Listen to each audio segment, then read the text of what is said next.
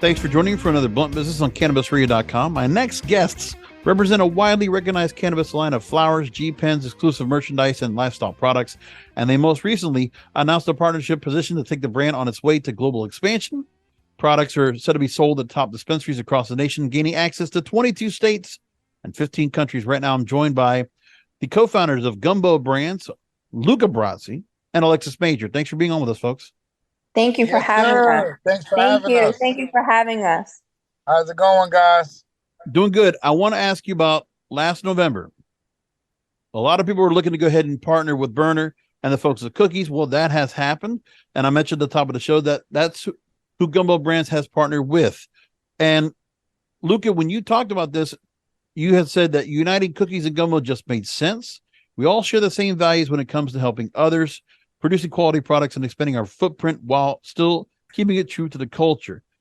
Anyway, I can tell you it's been tough to get in touch with Berner because, I mean, even though we can find him on Twitter and he can work on albums and he can work on expansions and, putting new stores out there and seeing a product out there alone, it's like he is tough to go ahead and pin down. How did you do it and how did you make this relationship?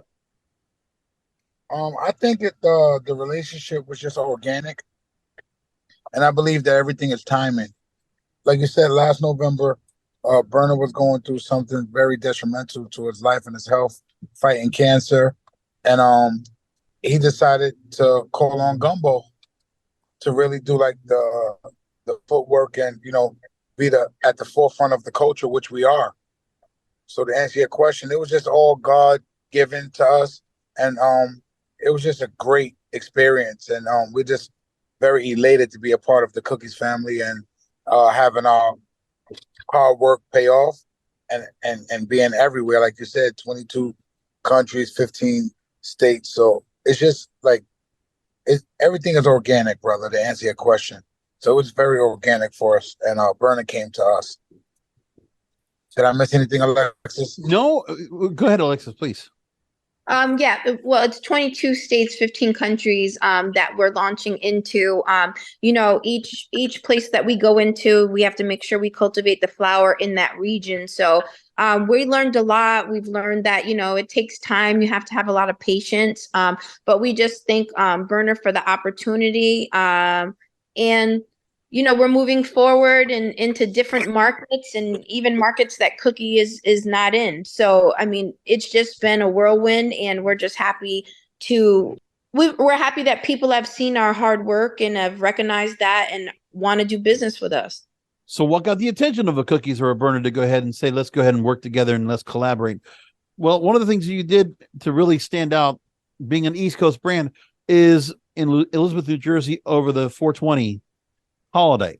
You hosted a Gumbo Pop-up and live event, and it was one of the first ever 420 markets and concerts ever put together in New Jersey, having vendors showcasing various cannabis-infused products and strains, food vendors, plus the highlight, a live concert. You had various artists from Moneybagg Yo's Breadgang Level, Chinese Kitty, Lola Brooke, YTB Fatt, Tripstar, and Moneybagg Yo himself performed alongside headliners Fat Joe, Remy Ma, and Jadakiss. So the New York rap community, well represented out there.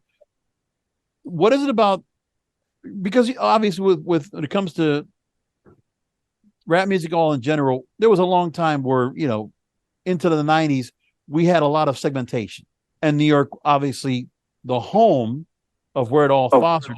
And then coming to, current day and still having that kind of a presence and being able to go ahead and bring out such a large turnout for this event.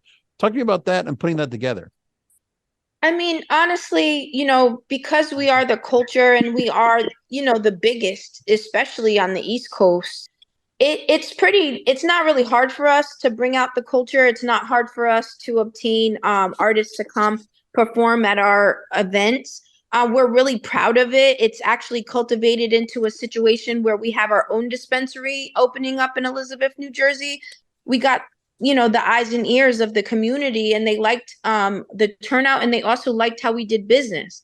So therefore, it's cultivated new relationships and new opportunities. And I feel like as long as you do correct business and you bring everybody along the way and you help others, you see the fruits of your labor. pretty quickly. But now making those relationships within the community, it's a lot to get into with music and to get those kind of stars together, because they were also, it was appreciation for being a part. It wasn't just some kind of a gig. It was the fact that they're also part of this. They also want to be a part and partner with you on this. Is it before Gumbo even came around? Can you give me a little bit of background on where both of you came in and brought yourselves into doing Gumbo Brands together? It was an organic thing. We both, had our own businesses, but Luka is a fine connoisseur of marijuana. I had previously owned a dispensary. So it was only destined for us to, team up and do our cannabis brand. And I feel like the reason why we are the culture and people gravitate towards us and want to be a part of our greatness is because we are the biggest. And also we're very we're vibe. You know what I mean? Like, we didn't get into this business to obtain wealth. We really did it to help people wean off of opiates and help athletes and entertainers with opiate addiction. So when you go into a business with putting others first and others' needs and correcting a problem, I feel like people gravitate towards that because there's nothing but positivity in that. But there's a lot of exposure that those celebrities bring into the space, and they have a reason also, to get together. Go ahead, Luka. Yeah, I'm sorry. And also to add on to Alexis, Gumbo started as an idea that we brought together communities and people that were hurt from the war on drugs, athletes that needed pain and those opiates just to get by. What we decided to do was just take Gumbo like as our baby, as our legacy. We started on the streets, like Alexis said, with our own businesses, and anything that we would do, it would be legal, and we were always hands-on, from sports with Alexis to music with me, and now we're forfeiting the head of fashion, and we're also going to do Gumbo films. So this is just the fabric and the work stayed dedicated and committed to, and it just paid off to be our baby, like I said. And when you work with friends and friends of friends, you want to focus full time on one thing, and that's what we did. And we focused on the cannabis brand, which you now call Gumbo. Well, that's what I was asking. The background that you both come from, that you're able to go in and integrate with this great idea, with this brand, and bring so many different notable people into the space to go ahead and work together to get more exposure, to get the voice out louder to everyone after what's already been done, but then coming together and putting this project together and doing that. One of the other areas, go ahead. Yeah, we knew that we had to go all in and make Gumbo our number one priority, because that's what the people asked for. The people, they create the demand, and we just followed up with the great product. But also to to answer your question, we were able to pull in a lot of celebrities because they're our friends. They're people that we hang out with, we have Thanksgiving with, and things of that nature. We're seasoned veterans of the business world. We're in our 40s. So, our contact list has grown throughout the years, with me starting as an intern at Def Jam, and with Luka being well known and respected in the streets on 145th, with people like Beyonce to Jay-Z coming just to check him out because, he sold CDs and things of that nature. I mean, our lineage is, knitted into the fabric of rap culture and cannabis culture, and it's wonderful you've been able to go and take that and bring it full circle to this. And I want to take a minute to go ahead and talk about who you've already collaborated and you've already partnered with so far. So at the moment, you also recently now have a partnership with Rap Snacks, the popular brand known as the official snack of hip hop. Yes. Seeing those, it's amazing how much that's blown up on the store shelves. And you've worked with rap stars like Meek Mill, Little Meech, Nori, Migos, Davies, Fabulous, and others you've partnered with. You also, and we mentioned not just music, but also in sports. Most recently, boxing champion Gervonta Davis, ahead of his recent knockout victory over Ryan Garcia. Also on April 20th, 420 weekend in Las Vegas. And it was a prize fight that was billed, which was a big fight. Doesn't get any better than this. Now, this is where what it comes from. It's like, okay, they're just not just friends. They also want to do business with you, and they have done business with you. We don't have a lot of people that we're friends with that we don't do business with. Business is our hobby. You know what I mean? And we like to be around like-minded individuals that like to also grow businesses. We all have families. We all have people that we take care of and communities that we are vested in. So we feel it's only right to keep pushing that needle within our culture, within our people, to help others also gain financial freedom. You know what I mean? So in order to do that, just like Fat Joe has gone back into his community and opened stores to employ people in his community. That's what Gumbo is. That's what we stand on. So, that's the people we surround ourselves with. So when you name certain celebrities, you'll see certain relationships last longer than others because you have people like Moneybagg Yo that go back to Memphis and open up a fine dining establishment and hire his whole block. You know what I mean? That's what we stand on. We stand on helping others. That's why Gumbo grows. Gumbo grows by word of mouth because there's so many people that are touched by it that gain jobs and financial freedom.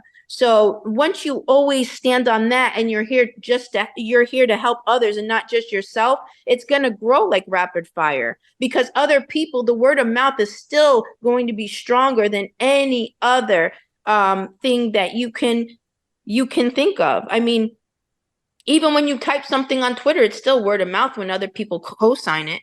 Right. You know what I mean? When other people repost and retweet and all these things, it's still word of mouth. It's people saying, no, listen, these people are doing exactly what they say they're going to do. And they surround themselves with people that are doing the same thing for their communities. It's built on love, really. And the point you make is proof positive. When it comes to everybody wanting to talk about diversity, equity, inclusion, it's not something to just force right in. I think when you bring in somebody and you have a position and you have a voice for yourself and you're able to go and continue to go ahead and not only use that for good, for as much good as you can, but also bringing other people back into the fold. Again, giving back. Always the part of anybody who's successful gives back, is charitable. It's also thinking about trying to bring people much like their same plight, their same journey, their same feelings of where they don't have to really feel that there's any disenfranchisement or being oppressed. It's always about if somebody has a seat at the table, you replace someone with another, someone that is similar, like-minded to you at that table. It's always a matter of pulling people in, and always, if somebody finds success, bring people along for that ride or have them come along so they can also have that path carved out for them to be able to do so. I really believe that. And that's one of those things I think it gets a little bit lost in the shuffle, but that's what you've done. And for those people that have been famous to know and always remember to go back to you because of the business habit that you have and making sure you came along because, as you said yourself, it's not just friends. It's almost always friends you work with have been people you've done business with. And it's just serious. So they fall back up and you followed along that path, and look what's gone so far. So let's talk more about this. I'm here with the co-founders of Gumbo Brands, Luka, Brazi, and Alexis Major here on Blunt Business. We're back after a short break.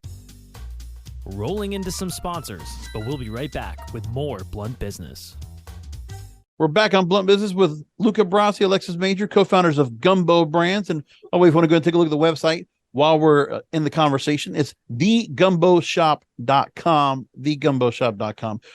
Before the break, we were talking about when it comes to friends working in businesses and also community-based work and giving back to the community. You both started Gumbo to nurture community-based wealth through creativity and culture and helping people achieve a sense of ease and wellness through top-tier cultivars and the power of the cannabis plant.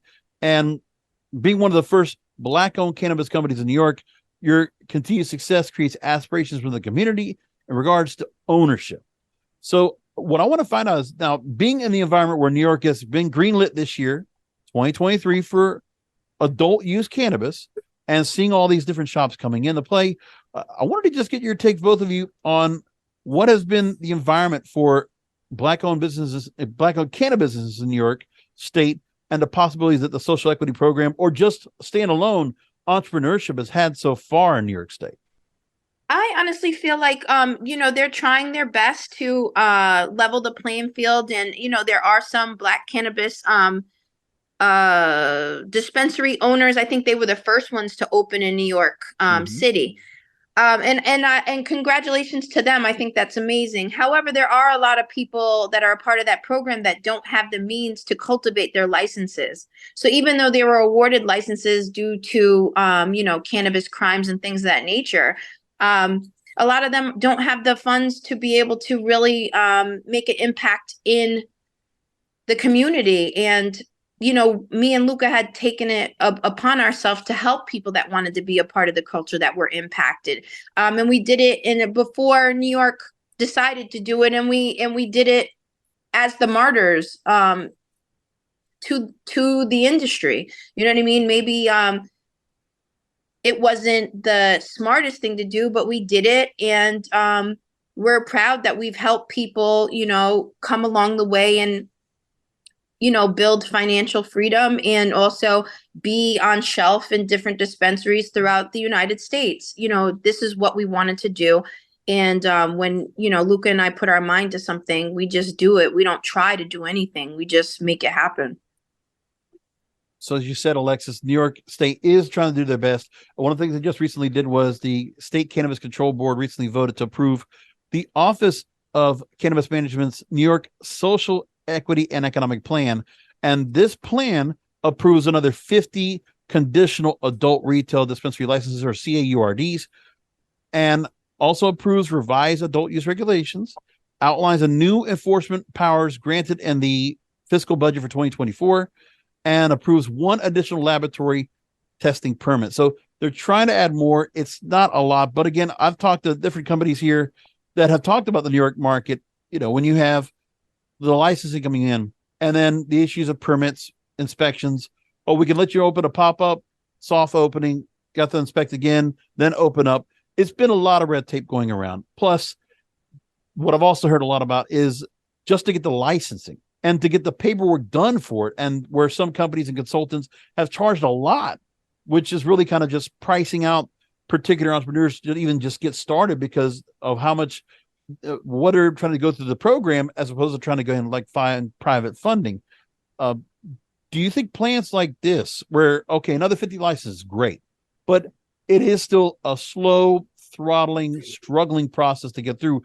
From what you know of those entrepreneurs that are trying to open up dispensaries, and maybe I'm sure they've probably come to you because you've had your own dispensary. What have you been seeing has been, looking at it from your perspective about opening up, and what's been available for certain companies out there to go ahead and be able to go ahead and take advantage of these licenses? Honestly, that's great that they are awarding more licenses. However, people don't have the funds to cultivate the licenses. So therefore, there has to be some level of grants awarded to these people. You know what I mean? There has to be some money set aside for these people to be able to, get into the business. Once they're into the business, there will be people like Luka and I that will lend, our know-how and also our genetics so that they will have the best-selling thing in their stores. We're willing to do that. However, I don't know of any cultivators that are a part of that program. Like how many people that come out of prison or have cannabis crimes can afford to have, a grow facility? There's none, Right. really. So, when it comes to lending our genetics and be able to grow our genetics in a state so that it can be on shelf, that's the hard process, because not only do you have to have the license and you have to have money, you also have to have a good cultivator, that can grow the cannabis to the level of which consumers want to purchase. So it's not an easy thing. You have big companies that are worth billions that have licenses out of New York State that maybe they're not doing so well. That's why, the cannabis dispensaries and business and especially in New York City isn't doing so well, because they're cultivating cannabis that isn't the greatest. You know what I mean? So do you buy it from the dispensary, or are you going to go to your regular guy? Because, the stuff on shelf isn't up to par, because like I said, people don't have that type of money. And then the people that do, they want to do volume and they just want to, throw things up at the wall and see what sticks, instead of really bringing in. And Mhm. and then I'm sorry to cut you off, but so what happens is you get this weed that's supposed to be indoor good weed, and you just have it on the shelf for all of these months. So when people go to it's stale and they don't like it and it's bad. There's They a don't have lot the going on proper over there that's just channels, not. Things could be Yeah. better. I'll tell you, when I was in New York City back in March, looking at all the stores, there's a lot of head shops, really kind of giving a lot of confusion when they're showing, okay, here's a green leaf on there. Look, we're selling this and that. Here's a Delta 9, whatever. We don't even know where it's coming from. Meanwhile, there is a lot that's being done where you are seeing new dispensaries opening up under that social equity, like Housing Works and Smack Village, all trying to work themselves up. And then there's obviously the crackdown that New York PD, NYPD has to go and come in to take down all these different portable trucks and vans and all these other illicit marketers out there, which are just illicit in hand. But then we're talking about legacy operators. We're talking about those that were selling beforehand, that were putting out good quality product before the legal cannabis market came in even to play, even before medical. But they're still being held out of being in here. So Yeah. as part of the thing where I've heard, for enough organizations out there talking about where legacy operators being left out of the conversation. And so we still don't have an answer for that. And as New York State even offered, a chance for those legacy operators to come in and say, hey, listen, we can let you in, abide by these new standards, and you're up and running. Is the door open for them a bit more? Has there been more of an outcry for that? Because we've heard from different organizations. We had Urban Aroma on and John Monopoly talk about this, along with everyone of Dead Prez, talk about this specifically because I asked them about it. And we're still waiting to go and find out where's the response back? Where's the conversation? If we have a conversation that has started so far. I mean, to be honest with you, I think we all know that the way that this is being rolled out it looks pretty, right? It looks like it's helpful to the community, but realistically, all it is being rolled out to be taken over by the same Dwayne Reed, Walgreens, CVS. We see it. We're all smart individuals, right?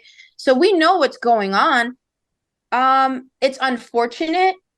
Maybe these big people will, work closely with us to restore order. You know what I mean? Within something that they're stealing from us. But at the same time, they say that you get a license for having cannabis crimes, but it seems like they're going to start charging people with cannabis crimes again once those big guys get their hands and feet, into the game, and it's costing them money to have people selling in the street. So it's just it seems like it's gonna go back to the old situation. It's really interesting how you said that, because when I think about, if you want to have cannabis sold properly, especially just say in Manhattan, well, for example, when you have, if you want coffee, it's Dunkin' and Starbucks, and they got them every other block. If you need to go to a drugstore, you got Dwayne Reed or CVS every other block. Banks, same thing across the board. Cannabis has to be able to get to that point in order to really thrive, especially in New York City. And that should be the same in all the other boroughs in the same way. But to get to that level, it's a matter of where you might have to play with a corporate or an MSO that's going to try to create that kind of environment. But unfortunately, are they going to have the best interest at hand? And will it also be, like you said, it might look nice, it might look pretty, but it also sounds like it's being performative than actually being active and being very intrusive to actually help out the community more than it is just kind of still monetizing and making their bottom line. I mean, at the end of the day, there's not much we're going to be able to do. If you take a walk, we just were in New York City and we took a walk. We took a nice 30-minute walk. And when you look at the storefronts of New York City, they're the same over and over. There's no mom and pops left in any business. No. So why would we think in cannabis they're going to make this exception for us? It's not going to happen. No, you're right. So what is there that's going to do about that? That's the part where it's a matter of you create an environment, you create something which has such a response, and people just say, it doesn't matter. It doesn't need to be a matter of convenience. It's like, we need to go there because of how good the quality of the product is, who's talking about it, and why should we go? And that's where it comes in. We're having the influencers, having the celebrities be able to go ahead and vouch and be a part when you need them on board to go and help you get the word out. That is the way to go and counteract when you can't be one of these big MSOs or one of these big corporations that can go ahead and just, populate the entire, all of New York City to go ahead and be able to make this possible. So listen, go ahead. In a perfect world, this is how I see it. And this is where I think someone should go with Gumbo. This is how Luka and I see it. We are the supreme of cannabis, supreme brands. Okay, so therefore, when we get the opportunity to go public, we will then circle back and be able to give funding to all the original people of cannabis. We push the envelope so that we can be one of the big dogs to come back and bless everybody with the bag so that they can help cultivate the most ultimate cannabis situation that is possible. Because the only way we're going to have the best quality bud and the best quality situation is if we circle back for all the legacy market people that have made it happen for 20, 30 years. Right. Period. That's the only way this can work. Agreed. But and if nobody is smart enough to do that, shame on them, because they're just going to put out product that is going to sell mediocre when they really could take over the world. Inferior product. But I'll tell you what you're counteracting with. The marketing is fantastic. You're also tapping into quite a lot of marketing avenues that I'll tell you this, I think that a lot of companies might not be able to use, because when it comes to an urban community, when it comes to the community that embraces the culture of rap music and embraces, sports, there's something to be said about where you go. And one of those places is radio.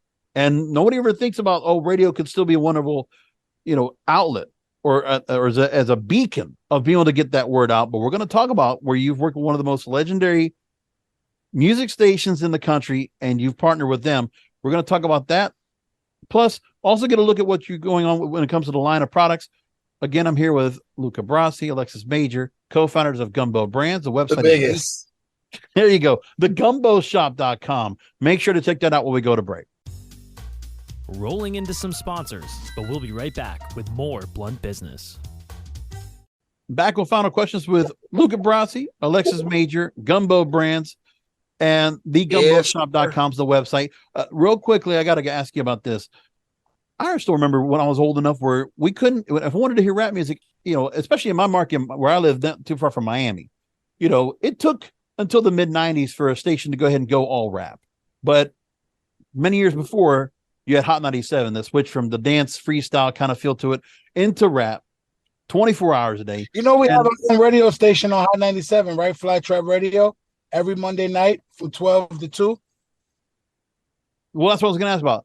Gumbo Studios via Fly Trap Radio and Hot 97. I mean, it's still, the one thing is that the urban stations, black-owned radio stations, still have a great voice, because if there's an audience that still, for whatever reason, still wants to go ahead and listen to radio, has not completely swayed away to streaming. It's like there's still something about where it's community minded still. There's still a purpose for it. You don't have these automated stations with people voice tracking all over the place. Especially mine, where I'm at, we have that here the same way with Hot 105 and 99 Jams. But Hot 97 still extremely important and still can get the word out, especially with your product. So talk to me about being able to get this airtime, because it's very valuable, especially you can really do this anywhere else but New York City. Well, I'll be honest, partnering with Hot 97 and having our radio show has been an eye-opening experience. We, have tried to bring a lot of different new artists up, help the kids get their music out. Also, help the kids experience Gumbo and what we're trying to do for our community. And also letting them know that in order to be successful, you have to embrace community. So we've opened up this platform to, let them have a place to showcase their art. And I think it was really important to do that because we're really losing these kids to opiate addiction. And for a cannabis brand to lend this platform to help them cultivate their careers, I thought that was like, the right thing to do. Hot 97 is a household name. Gumbo is on the way to be a household name for years and years. So we just felt it was a good fit. And we're happy with it. We're happy with what we've been able to do for the kids in the community of New York City.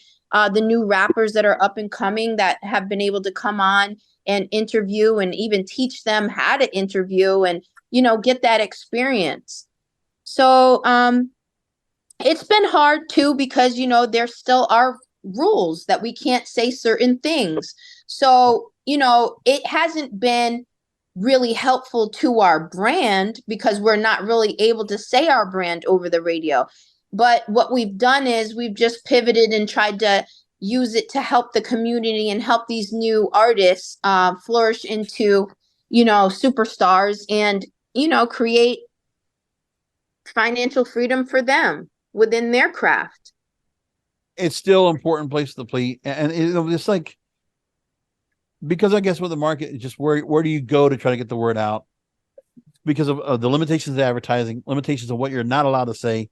Yeah. It's tough. But like I said, working with radio here, out of curiosity, I know that they have the summer jam every year. Is that something that, being affiliated with a station, is there any chance Gumbo is going to be able to participate in the upcoming summer jam concert coming up? Well, we're working on that now, but however, there's still a lot of things that you can't, because they are a big corporate company, that they can't put out. So,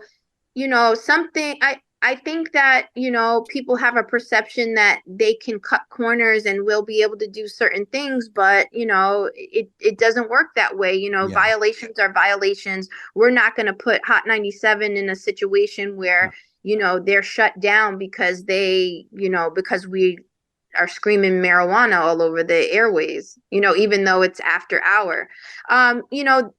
I think the city of New York acts like they're more accepting of marijuana than they really are. And, a lot of these things will be taken down over time, but it's just a long process. It's just a really long process. We try to be in front of a lot of things, but, a lot of promises are always made when it comes to new things, especially that help the people. And look at Joe Biden promised he was going to pardon a bunch of people that had cannabis, and they're still in jail.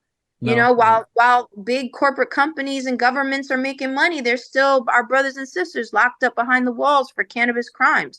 So that's just another example of, this not being organized, and we're not getting what we're being promised. Well, that's DC in general. I mean, there was also, we can talk about the Safe Banking Act, the Safe Advertising Act, where there's the rule of trying to allow advertising for cannabis on radio, TV, and billboards. They're trying to get that in the House, passed it last July, never got any farther than that. So all we can do is just wait. But, it's also, it's lobbying dollars that really make any kind of noise over there. And this is where they also part where, that's the larger part of the cannabis industry itself, where if you're only spending, so many millions of dollars, and Big Pharma can spend 20 times more than they can, and that's cannabis along with tobacco and alcohol supporting the lobby, they're just not getting the word across. The money's just not getting to the policymakers. That's why they haven't made any changes yet. That's just how it is. So just imagine Gumbo with those type of budgets, what type of marketing we could do. We do the best we can with what we have. Sure. And thank God for the relationships we have that give us a crazy reach, and thank God we're the culture, because if we didn't have any of those things, it wouldn't be to the level that it is. But thank God has blessed us with, the right relationships. They've blessed us with young people growing with us and understanding that we're here to help. And I think they are all gravitating towards us because they know that our word is real, and we do what we say we're going to do. Yep. And a lot of people and companies don't do that. So I think that's really the success of Gumbo. let's go and take one more time. I mentioned the website, thegumboshop.com. And there's various collections, the Little Meech collection, the Nori collection, Lopper, Gumbo itself. If you can, just take me through a couple of the highlights real quick and how people can go ahead and stay connected with you and again, where they can go and be able to get their hands on the products. So, if you go to any Cookies location, most likely you'll be able to buy gumbo. You also can go to thegumboshop.com. We also have another site that is about to launch with all of our merch. I know everyone's been so on top of us about getting the merch because they only see celebrities in it. Sure. That will be launching shortly. We also you can contact us at Alexis Major. For Luka, it's flytrap_big gumbo. And we answer every DM and every phone call to our social media. So if you can't get in contact with us through those places, it's almost impossible. We answer every DM. All right, fantastic. Appreciate you going taking both of you time to go and talk to me here on the program. Again, join with Luka Brazi, Alexis Major, co-founders of Gumbo Brands, and best of luck to you both. And let's definitely go and keep the doors open and I'll see how things go along. And I want to be able to go and continue to go and follow the track of where both of you take this brand and the heights you take it to. Thank you so much. We appreciate you and cannabisradio.com. Thank you so much. And thank you folks for listening to another Blunt Business. We'll talk to you next time.